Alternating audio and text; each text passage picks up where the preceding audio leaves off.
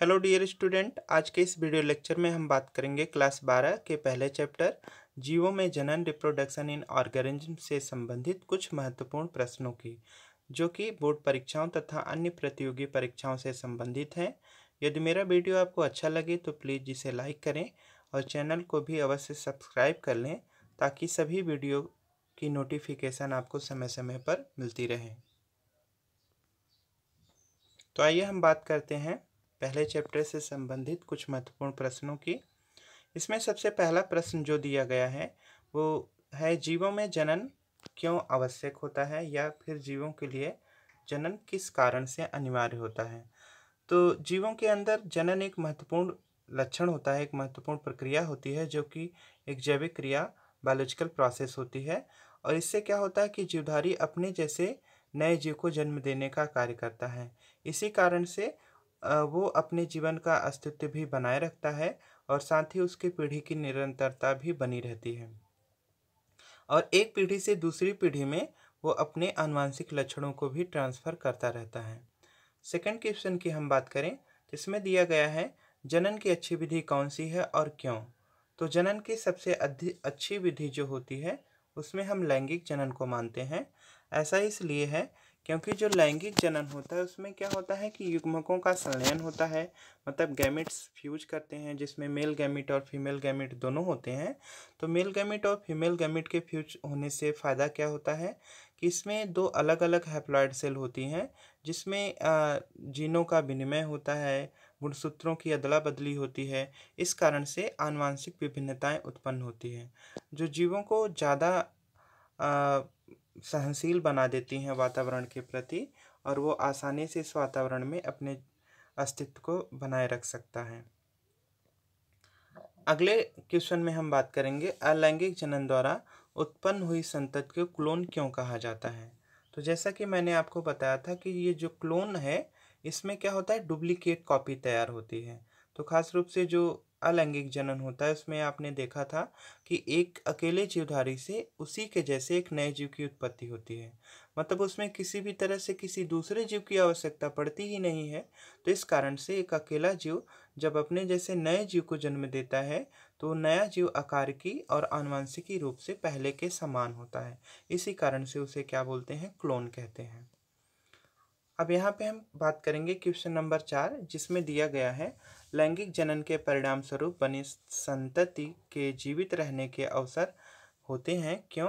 यह कथन हर समय सही नहीं होता है। तो जो लैंगिक जनन होता है उसमें जो संतति होते हैं उसके जीने के अच्छे अवसर होते हैं, ऐसा किस कारण से होता है। तो इसमें आप जानते हैं कि जो लैंगिक जनन की क्रिया होती है, लैंगिक जनन में खास रूप से गुणसूत्रों का विनिमय होता है और आनुवंशिक विभिन्नताएं भी उत्पन्न होती हैं। तो इन दोनों कारणों की वजह से इसमें क्या होता है कि वातावरण के प्रति सहनशीलता ज़्यादा हो जाती है जीवों के अंदर। साथ ही यह क्रिया जो होती है इसमें युग्मकों का संचयन व निषेचन की क्रिया भी होती है। इसके परिणाम स्वरूप जो नई संतानें उत्पन्न होती हैं उसमें क्या होता है कि ज़्यादा बेहतर गुण या लक्षण विकसित होते हैं, जिससे वो अपने जीवन के अस्तित्व को आसानी से संसार में बनाए रख सकती है।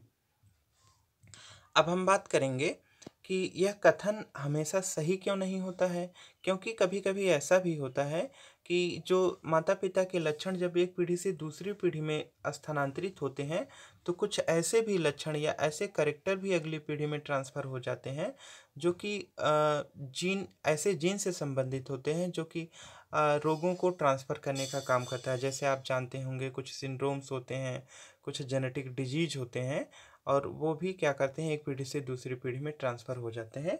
इस वजह से ये जो लैंगिक जनन की जो विधि होती है वो हर समय या हमेशा सही ही नहीं होती है। अब यहाँ पे हम बात करेंगे प्रश्न नंबर 5, अलैंगिक जनन द्वारा बनी संतति लैंगिक जनन द्वारा बनी संतति से किस प्रकार भिन्न होती है। तो अभी आपने देखा कि जो अलैंगिक जनन होता है उसमें जो संतानें होती हैं वो बिल्कुल क्लोन होती हैं, मतलब उनमें किसी भी तरह की कोई भी असमानता नहीं देखने को मिलती है, क्योंकि इसमें एक ही जीव की आवश्यकता होती है। इसके विपरीत जो कि लैंगिक जनन होता है उसमें क्या होगा कि जो संतानें होंगी वो अलैंगिक जनन के कंपेयर में थोड़ा डिफरेंट होंगी, मतलब जनक जो होंगे, माता पिता जो होंगे, उनसे वो पूरी तरह से भिन्न होंगी, क्योंकि उसमें माता पिता दोनों के गुणसूत्रों के जो कैरेक्टर होंगे वो उसके अंदर ट्रांसफ़र हो जाते हैं। अब हम बात करेंगे प्रश्न नंबर 6, जिसमें हम देखेंगे अलैंगिक जनन तथा लैंगिक जनन के मध्य विभेद या क्या अंतर होते हैं। इसमें आइए देखते हैं कि अलैंगिक जनन के मध्य और लैंगिक जनन में क्या खास रूप से अंतर पाए जाते हैं। इसमें आप देखते हैं कि जो अलैंगिक जनन होता है, अलैंगिक जनन में सिर्फ एक ही जीवधारी की आवश्यकता होती है, जबकि जो लैंगिक जनन होता है उसमें दो अलग अलग जीव की आवश्यकता होती है। अब अगर हम बात करें दूसरे की, तो इसमें दिया गया है कि जो युग्मक का निर्माण व निषेचन का अभाव होता है, तो लैंगिक जनन में जबकि ऐसा नहीं होता है। लैंगिक जनन में क्या होगा कि युग्मक भी बनता है, मेल गैमिट फीमेल गैमिट का फॉर्मेशन भी होता है और निषेचन की क्रिया भी होती है। अगर हम बात करें तीसरे अंतर की, तो इसमें जनन की जो कायिक कोशिकाएं होती हैं, उसी से नए जीव की उत्पत्ति होती है, जबकि इसमें जनन की कायिक कोशिकाएं नहीं होती हैं। इसमें अलग से जनन कोशिकाएं होती हैं, जो कि मेल गैमिट और फीमेल गैमिट, हम नर युग्मक और मादा युग्मक कहते हैं उसे, उसके द्वारा जनन की क्रिया लैंगिक जनन में होती है। अब हम बात करेंगे अंतर नंबर 4, जिसमें दिया गया है इसमें केवल समसूत्री विभाजन होता है, जबकि जो अलैंगिक जनन होगा उसमें केवल समसूत्री हो रहा है। और यहाँ पे अगर हम लैंगिक जनन की बात अगर करें, तो उसमें अर्धसूत्री और समसूत्री दोनों प्रकार का विभाजन होता है।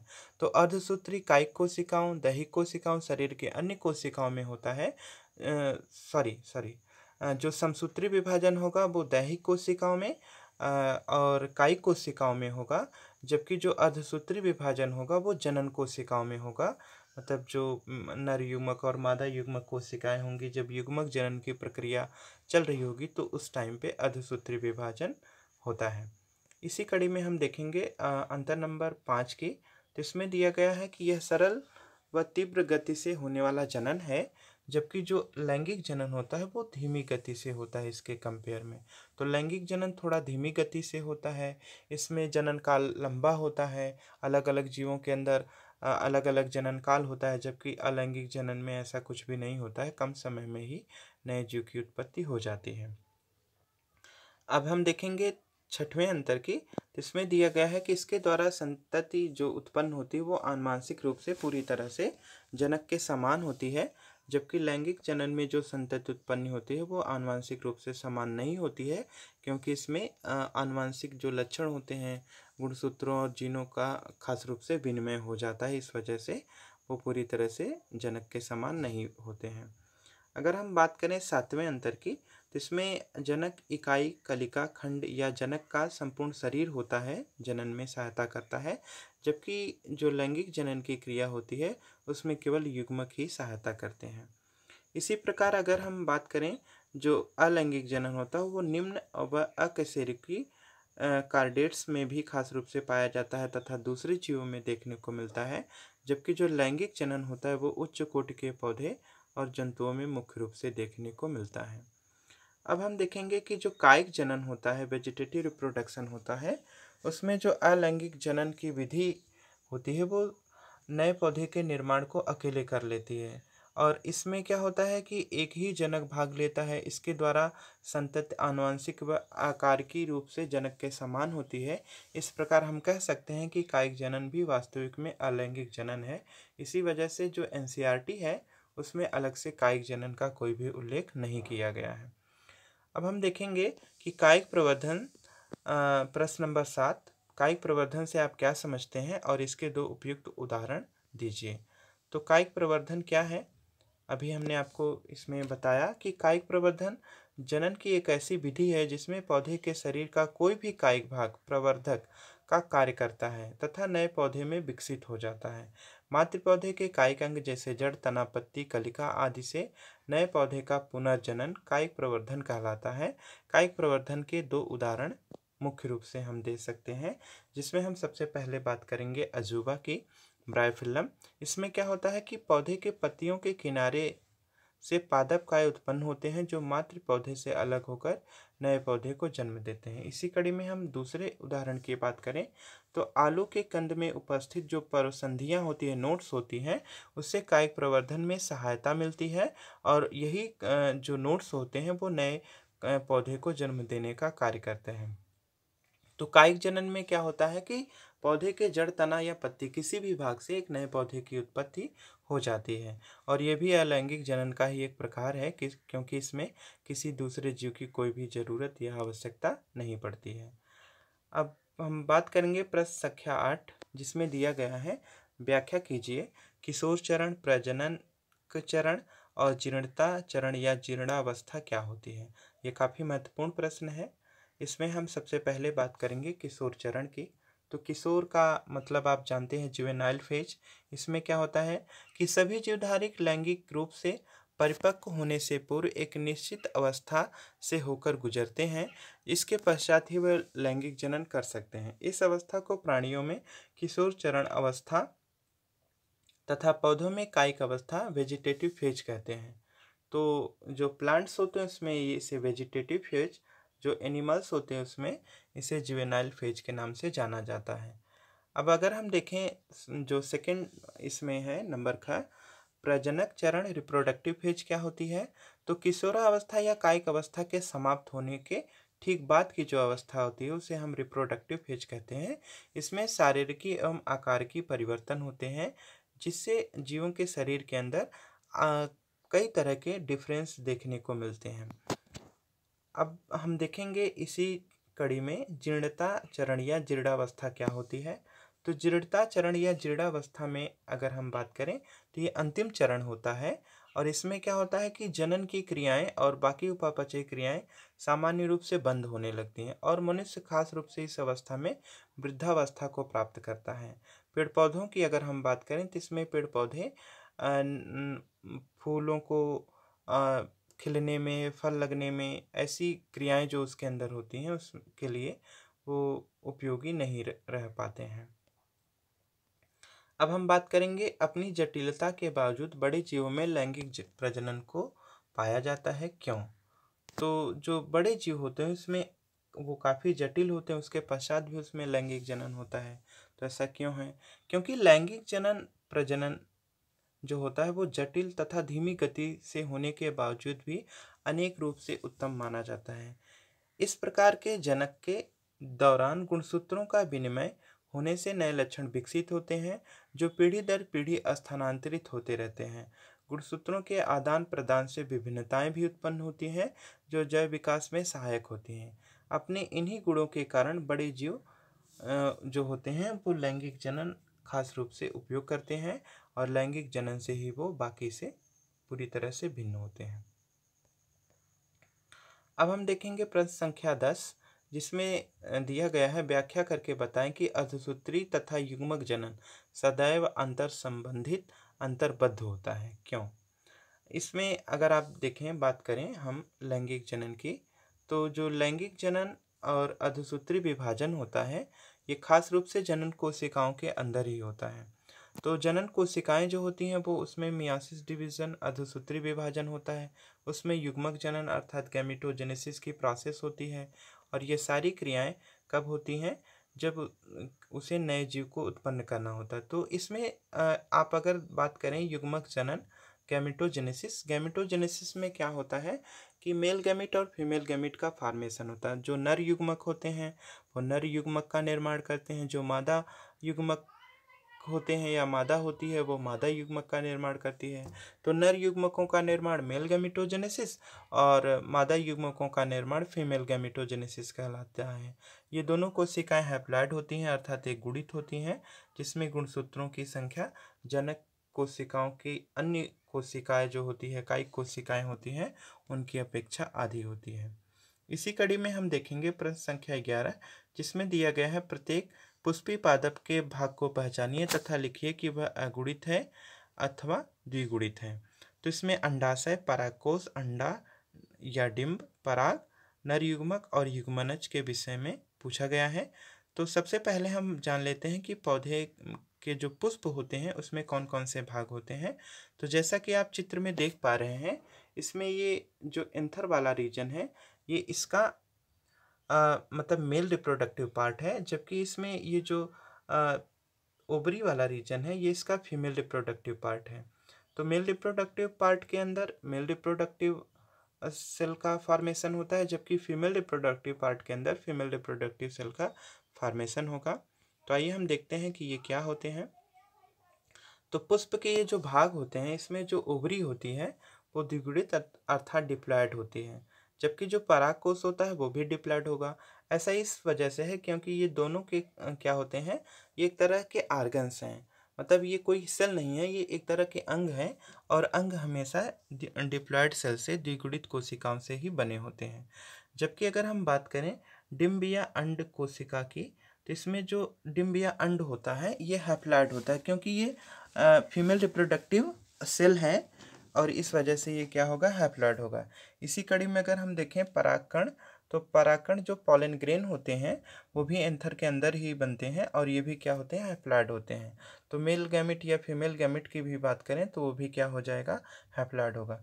जबकि हैप्लॉयड और हैप्लॉयड सेल जो दोनों होती हैं इनके मिलने से डिप्लॉयड अर्थात जाइगोट का जो फॉर्मेशन होता है, तो जो जाइगोट बनता है, टूयन बनता है, वो क्या होगा कि वो डिप्लॉयड सेल होगी। तो ये जो युग्मनज होगा, युग्मनज क्या हो जाएगा, इस तरह से डिप्लॉयड हो जाएगा। अब यहाँ पे हम देखेंगे युग्मनज जाइगोट शुक्राणु तथा अंडे के मिलने से बनी द्विगुणित संरचना डिप्लॉयड होती है, जो कि मैंने अभी आपको बताया। अब हम देखेंगे प्रश्न संख्या 12, वह निषेचन की व्याख्या कीजिए और इसके नुकसान को बताइए। तो वह निषेचन कहाँ पे होता है, किस कंडीशन में होता है, किस कारण से होता है, इससे हम संबंधित कुछ बातें कर लेते हैं।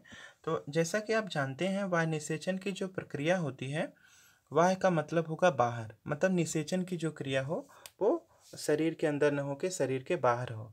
तो ज़्यादातर जीवधारियों के अंदर जो निषेचन की क्रिया होती है वो मादा के शरीर के अंदर होती है, लेकिन कुछ जीवधारी ऐसे होते हैं जिसमें अधिकांश शैवालें होती हैं, मछलियाँ होती हैं और कुछ उभयचर प्राणी भी होते हैं, जिसमें जो निषेचन की क्रिया होती है वो शरीर के बाहर होती है।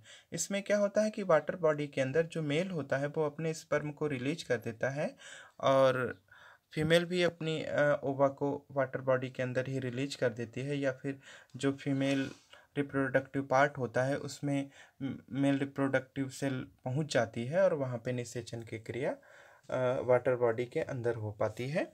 इसी वजह से ऐसी कंडीशन को हम बाह्य निषेचन एक्सटर्नल फर्टिलाइजेशन कहेंगे। आप इसे एक शब्द में याद कर सकते हैं कि किसी भी मादा के शरीर के बाहर होने वाली जो प्रक्रिया होती है उसी को हम लोग निषेचन, जिसमें खास रूप से होता है, उसे हम बाह्य निषेचन कहते हैं। बाह्य निषेचन से कुछ हानियाँ होती हैं। जैसा कि आप जानते हैं अगर बाह्य निषेचन होगा तो जीवधारियों को अत्यधिक संख्या में युग्मकों का निर्माण करना पड़ेगा, जिसमें निषेचन के अवसर थोड़ा बढ़ जाएंगे, और इसमें जो युग्मक संलयन होगा उसका अवसर भी कम होगा, क्योंकि ज़्यादातर जो गैमीट होंगे वो ज़रूरी नहीं कि वो फीमेल गैमेट तक पहुँचे ही, वो नष्ट भी हो जाएंगे। संतत अत्यधिक संख्या में उत्पन्न होंगी। जब निषेचन अगर ज़्यादा होगा तो ऐसी स्थिति के कारण जो नई संतानें होंगी उनकी उत्पत्ति भी ज़्यादा होगी। साथ ही जो संततियाँ होंगी वो कुछ शिकारियों के द्वारा उनका शिकार भी कर लिया जाएगा, अर्थात उनका जो जीवन होगा वो उतना ज़्यादा सुरक्षित नहीं होगा बाह्य निषेचन की कंडीशन में। अब हम इसी कड़ी में देखेंगे प्रश्न संख्या 13, जिसपोर अलैंगिक चल बीजाणु तथा युग्मनज के बीच क्या अंतर होता है। जिसमें अगर हम बात करें जिसपोर, तो जिसपोर जैसा कि मैंने आपको बताया था कि ये क्या होते हैं, इसमें फ्लैजेला पाई जाती है, कशाभिका पाई जाती है, जिसके द्वारा ये क्या करते हैं, वाटर बॉडी के अंदर इजीली स्विम कर सकते हैं, मतलब तैर सकते हैं। और इसका खास रूप से उदाहरण यूलोथ्रिक्स और क्लेमाइडोमोनास है, जिसमें ये चल बीजाणु क्या करते हैं, वाटर बॉडी के अंदर मूव करते रहते हैं। युग्मनज क्या होता है, युग्मनज आप जानते हैं कि मेल और फीमेल गैमेट दोनों के फ्यूजन होने के बाद की जो स्थिति होती है, जाइगोट का जो निर्माण होता है उसी को हम युग्मनज या फिर जाइगोट कहते हैं, जिसके पश्चात भ्रूण का निर्माण होता है या लार्वा बनती है और वही बाद में विकसित होकर नए जीव का निर्माण करती है। मनुष्य के अंदर खास रूप से क्या होता है कि आंतरिक निषेचन की क्रिया होती है, जबकि कुछ कम विकसित जो प्राणी होते हैं उनमें बाह्य निषेचन की क्रिया होती है या फिर जो युग्मनज का निर्माण होता है वो वाटर बॉडी के अंदर भी हो जाता है। जैसे कि हम बात करें अगर मेढक की, तो मेढक के अंदर जो लार्वा का निर्माण होता है वो बाह्य निषेचन के द्वारा होता है, क्योंकि इसमें जो निषेचन की प्रक्रिया होती है वो जल के अंदर होती है। अब हम देखेंगे प्रश्न संख्या 14, जिसमें दिया गया है युग्मक जनन एवं भ्रूणोद्भव के बीच अंतर। तो युग्मक जनन गैमेटोजेनेसिस और एम्ब्रियोजेनेसिस में क्या डिफरेंस होते हैं। तो युग्मक जनन आप जानते हैं नर तथा मादा जननों गोनैड्स में अगुणित युग्मकों गैमेट्स के बनने की जो प्रक्रिया होती है उसी को हम लोग क्या बोलते हैं, युग्मक जनन कहते हैं। जबकि जो एम्ब्रियोजेनेसिस होती है, भ्रूणोद्भव होता है, इसमें क्या होता है, युग्मक के बाद जाइगोट बनने के बाद की जो प्रक्रिया होती है, जब जाइगोट बाद में संतति के रूप में विकसित होता है तो उसी से जो एम्ब्रियो का फॉर्मेशन होता है उसी को हम लोग भ्रूणोद्भव कहते हैं। अगर हम दूसरे अंतर की बात करें तो इसमें अर्धसूत्री विभाजन होगा। जब युग्मक जनन की क्रिया होगी तो उसमें क्या होगा कि मियोसिस डिवीजन होगा, अर्धसूत्री विभाजन होगा। जबकि इसमें अर्धसूत्री विभाजन के अलावा एक दूसरा विभाजन होगा और इसमें अर्धसूत्री विभाजन की कोई भी आवश्यकता नहीं पड़ेगी, क्योंकि ऑलरेडी पहले से जाइगोट और एम्ब्रियो का फॉर्मेशन हो जाएगा तो फिर उसका विकास होना रहता है। तो इस कारण से इसमें अब सबसूत्री विभाजन अर्थात माइटोसिस डिवीजन होने लगेगा। इसी कड़ी में अगर हम देखें तीसरे अंतर को, तो इसमें युग्मक जनन की जो प्रक्रिया होती है वो दो तरह की होती है या दो प्रकार के होते हैं, जिसमें शुक्र जनन और अंड जनन, स्पर्मेटोजेनेसिस जो कि मेल के अंदर होगी और oogenesis जो कि फीमेल के अंदर होगी। जबकि जो भ्रूणोद्भव के अंतर्गत तीन तरह की प्रक्रियाएं होंगी, जिसमें गैमेटोजेनेसिस होगी, युग्मक जनन की प्रक्रियाएं होंगी, फर्टिलाइजेशन निषेचन होगा, सेगमेंटेशन और एम्ब्रियो फॉर्मेशन, ये तीन प्रक्रियाएं खास रूप से एम्ब्रियोजेनेसिस के अंदर होती हैं। तो पूरी की पूरी प्रक्रिया जिसमें युग्मक जनन होता है वो भी एम्ब्रियोजेनेसिस के अंदर ही आ जाता है। अब इसमें हम देखेंगे प्रश्न संख्या 15, जिसमें दिया गया है एक पुष्प में निषेचन पश्च परिवर्तनों की व्याख्या कीजिए। अर्थात जब पुष्प के अंदर निषेचन की प्रक्रिया हो जाती है तो उसमें कौन कौन से परिवर्तन होते हैं। तो आइए देखते हैं। तो पुष्प में जब निषेचन की प्रक्रिया हो जाती है तो उसमें खास रूप से जो एंजियोस्पर्म होते हैं उसमें डबल फर्टिलाइजेशन होता है। तो डबल फर्टिलाइजेशन जब होता है तो एक जो मेल गैमीट होती है वो एग सेल के साथ और दूसरी जो मेल गैमीट होगा वो पोलर न्यूक्लियाई के साथ या सेकेंडरी न्यूक्लियाई के साथ फ्यूज कर जाता है। तो जो एग सेल के साथ फ्यूज करता है वो एम्ब्रियो का फॉर्मेशन करता है, जो पोलर न्यूक्लियाई के साथ फ्यूज करता है वो भ्रूणपोष एंडोस्पर्म का फॉर्मेशन करता है। निषेचन की क्रिया जब हो जाती है तो इसमें खास रूप से क्या होता है कि बीजांड से बीज तथा अंडाशय से फल या फलावरण का पेरिकार्प का निर्माण होता है और बीजांड वृंत जो होता है, बीजांड वृंत और अध्यावरण क्या बनाता है, बीजा का आवरण बनाता है। अंडद्वार जो होगा बीज द्वार का निर्माण करेगा। इसी तरह से जो बीजांड काय होते हैं वो प्राय नष्ट हो जाते हैं और कभी कभी भोजन संचित होने के कारण पेरिस्पर्म का निर्माण भी ये कर लेते हैं। तो इसमें खास रूप से क्या होगा कि ये कभी कभी पेरिस्पर्म का निर्माण भी करते हैं। भ्रूणकोश जो एम्ब्रियो सैक होता है उससे क्या होगा कि इसमें जो अंड कोशिका एग सेल होगी वो भ्रूण का निर्माण करती है और जो सहायक कोशिकाएं होती हैं वो निषेचन के पश्चात नष्ट हो जाती हैं। अब हम देखेंगे जो प्रतिमुख कोशिकाएं एंटीपोडल सेल होती हैं वो भी निषेचन के पश्चात क्या होती हैं, नष्ट हो जाती हैं। साथ ही जो ध्रुवी केंद्र पोलोन्यूक्लियाई होगा, सेकेंडरी सेल होगी, वो क्या इसमें भ्रूणपोष एंडोस्पर्म के रूप में कन्वर्ट हो जाती है। और अंडाशय पूरा का पूरा जो होगा, ओवरी जो पूरी होगी वो किसमें फलभित्ति के रूप में परिवर्तित हो जाएगी, जिसके चारों तरफ एक कवच टेस्टा होगा और यह क्या करेगा, भ्रूण में परिवर्तित होगा और बाद में ये पूरी तरह से फल का निर्माण कर लेता है। इसी कड़ी में हम देखेंगे प्रश्न संख्या 16, जिसमें दिया गया है एक द्विलिंगी पुष्प क्या है। अपने आसपास से 5 द्विलिंगी पुष्पों को एकत्र कीजिए और अपने शिक्षक की सहायता से इसके सामान्य स्थानीय एवं वैज्ञानिक नाम पता कीजिए। तो द्विलिंगी पुष्प में खास रूप से हम कैसे जानेंगे कि द्विलिंगी क्या होता है? तो द्विलिंगी उसे कहेंगे जिसमें मेल रिप्रोडक्टिव ऑर्गन और फीमेल रिप्रोडक्टिव ऑर्गन दोनों खास रूप से पाए जाते हैं। तो आपको पता है कि जो मेल रिप्रोडक्टिव ऑर्गन होता है उसे हम लोग एंड्रोसियम, और जो फीमेल रिप्रोडक्टिव ऑर्गन होता है उसे हम लोग क्या बोलते हैं? गाइनोसियम बोलते हैं। तो आइए देखते हैं कि इसमें खास रूप से अगर हम बात करें तो जो सरसों होती है इसका वैज्ञानिक नाम क्या है? ब्रैसिका कैम्पेस्ट्रिस बोटेनिकल नेम है इसका। मूलिका रेफनस सटाइवस, मटर पाइजम सटाइवम, सेम डॉलिकोस लवलब, और अमलतास केसिया फिस्टुला, और गुड़हल हिबिस्कस रोजिया सीनेंसिस, ये सब क्या है? द्विलिंगी पुष्प होते हैं।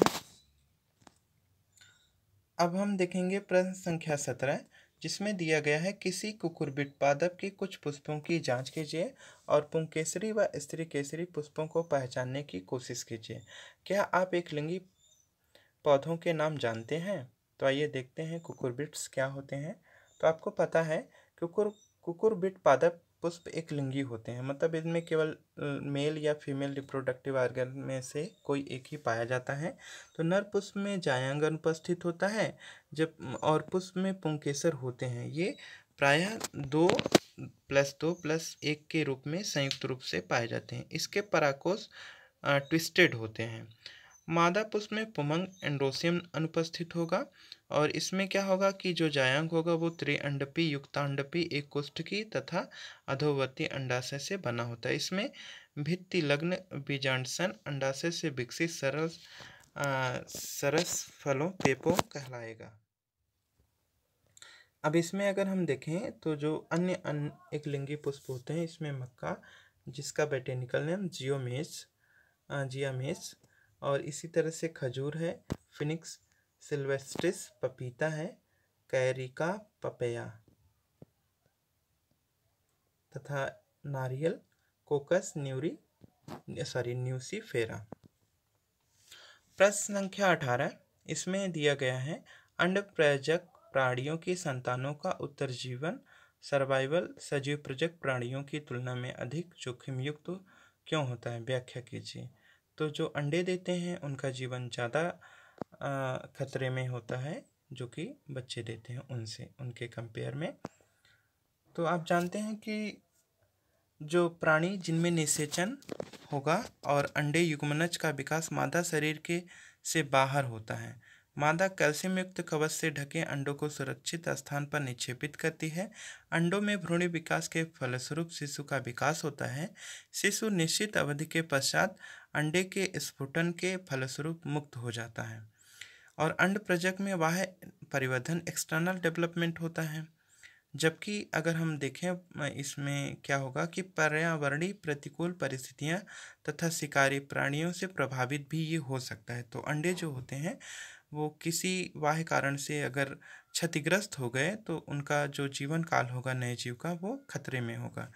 इसके अपेक्षा अगर हम बात करें जो बच्चे देते हैं जीवधारी, उनमें क्या होता है कि उनमें जो नए जीव की जीवन काल होता है वो अंडे देने वाले जीवों की अपेक्षा ज़्यादा सुरक्षित माना जाता है, क्योंकि उसमें जो युग्मनज का निर्माण होगा और जो निषेचन की क्रिया के बाद जो प्राणी के शरीर का विकास होगा वो क्या होगा कि मादा के शरीर के अंदर ही होगा, और प्रसव के द्वारा एक पूरी तरह से परिपक्व नए शिशु का जन्म होगा जो कि अंडे देने वाले जीवों की अपेक्षाकृत ज़्यादा सुरक्षित माना जाएगा। तो आज के लिए बस इतना ही, और इसी के साथ इस चैप्टर से संबंधित जो कि एनसीईआरटी में पूछे गए हैं सारे प्रश्न कंप्लीट होते हैं। अब हम मिलेंगे अगले लेक्चर में, तब तक के लिए धन्यवाद।